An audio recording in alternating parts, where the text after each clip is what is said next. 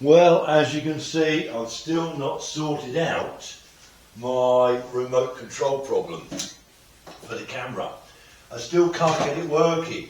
Need to find someone. I don't know what's going on. I've changed the batteries, everything. Anyway, sorry about that. Another firearms one. Welcome back to Let's Tab 59. Before we get into this next firearms video, just a quick one. Guys, we're struggling to get people to sponsor us for this tab in November, this 26.2 mile marathon night march around the Isle of Thanet on Armistice Day into Remembrance Sunday morning, 11th, 12th November. I've already put a picture up before on one of the videos on my channel. You can go back and have a look at that. But basically, there's a description, in the description rather, it tells you where you can go to make a donation to our challenge. So, as I said before, it's for the Thanet Armed Forces Veterans Hub and for Blue Light Emergency Services personnel as well, and that's serving and retired veterans. So, I think in a moment we've got about £80. Well, we did set a high target, mind, of 1,500, and I didn't expect us to get anywhere near that. But we're now in October, you know, we're probably about 4 weeks away from the event, and we've got £80. Now, me and the Trace Around are still going to do it. We're still going to do the tab, the night march, whether it's for £80 or £1,000. We don't care. We said we'd do it. We've got integrity. We're going to do our best to complete the challenge. But like I say, the sponsorship is quite low. Hopefully, near the time, maybe it'll go up. So please, last pitch attempt to try and get some sponsorship. If you can sponsor us, go to the other video. It's entitled the 26 Mile Night Challenge, the announcement, and in the description there is how to donate to the GoFund page for that challenge. Okay, that's out of the way. Thanks to everyone that's subscribed so far. If you haven't, please try and subscribe to my channel to help me out. Few more firearms ones, and we will be doing the tabbing stuff soon. So, what are we talking about today? Well, you know, I've covered shotguns, I've covered the basics of a 2.2 bolt action rifle, and in the last video I covered rimfire rifles, and I showed you 3 examples, .22, a 2.2 Win Mag and a 1.7 HMR, and they were all rimfire rifles. Now we're going up another notch to this. This is my Steyr Mannlicher Classic. It's an Austrian firearm. I bought it second hand, it was quite expensive. I've had it 6-7 years now, I think. Really, really nice example. And this calibre is in .223, which is that one, .223. Now, just a word on .223. It is really, I suppose, the same metric, the inch version of a metric 5.56. However, 5.56 is a totally different round. 5.56 is a NATO round. It has different pressures and different charge amounts in the cartridge, so you can't put a 5.56 NATO round into a 223 rifle like this. Yes, it'll fit, probably fire, but it'll probably do a lot of damage. So it's .223 only for this. Now, what is .223 used for? Well, in a hunting rifle, you're a little bit limited in this country, in England and Wales. We can really only use it for fox. You can use it for muntjac deer and Chinese water deer.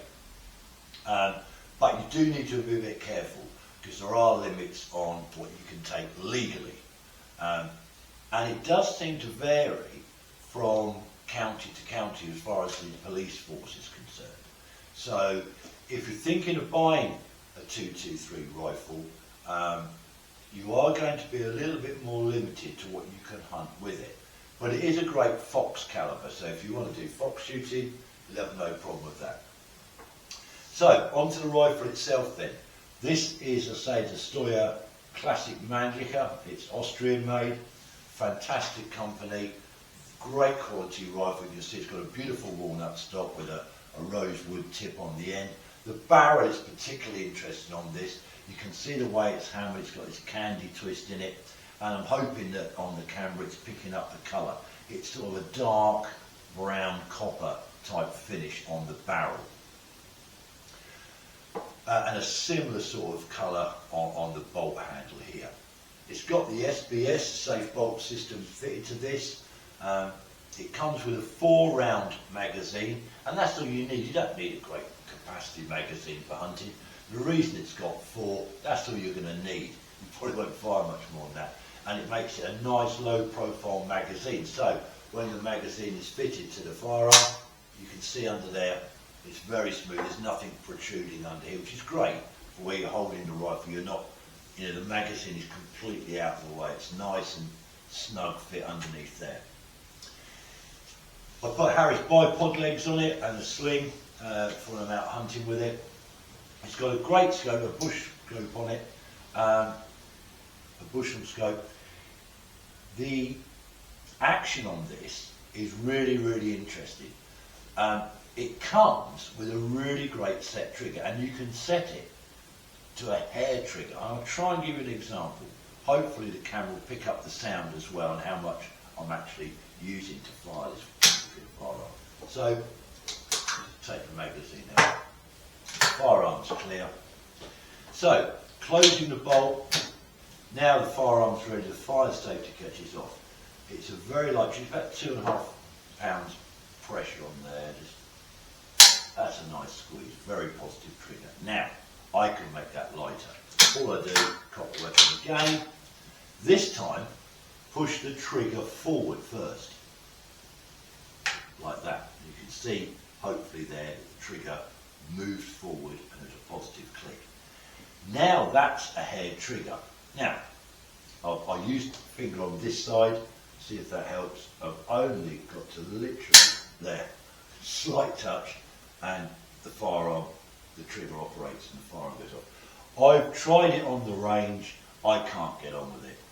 It's probably because I'm not that experienced with this sort of firearm. But so it's a little bit too light for me, but I'm sure there's some experienced shooters out there that tell you it's the way to go. I'll show you that once more then. So this is the trigger in normal mode, and then let's set it again by pushing the trigger forward, and now that's no break, literally just touching the trigger, it's a hair trigger, off it goes. So that's the Steyr Mannlicher, fantastic rifle. Not the sort of thing you want to sit on the range and pump rounds down, because it's a lightweight barrel, it's a hunting barrel.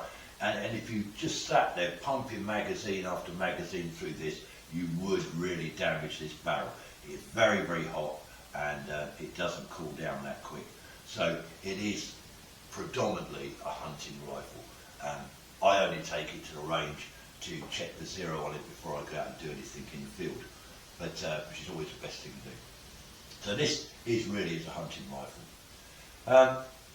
I hope that's covered it. What we'll do, we'll go on to on the next video, be the last of the firearms videos, where I'm going to cover the next calibre up from 223 really, which is 308. In my case, mine's a 7.62 NATO rifle. But after that, I will cover, as I said previously, I will go on to covering air rifles. I've got a couple of examples and a pistol to show you.